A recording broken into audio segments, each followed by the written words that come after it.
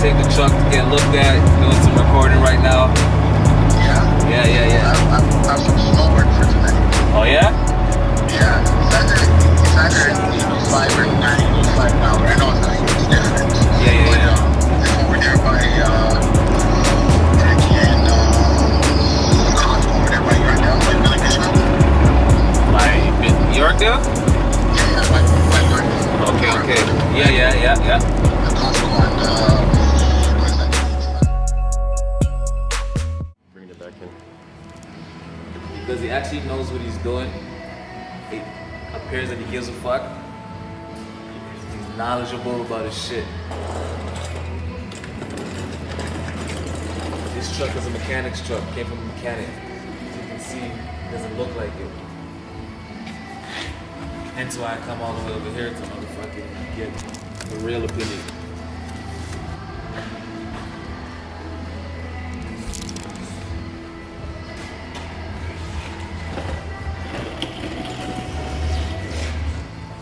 Some good ass shots, man.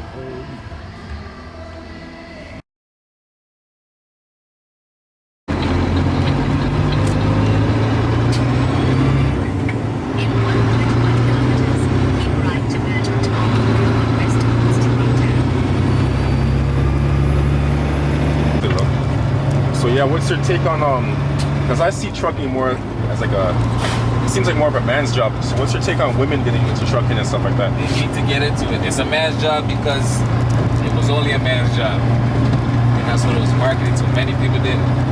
I guess back in the day it was a man's job. But for right now it's not heavy lifting, right? Facts. Like I was saying, more women take care of the vehicles better anyway.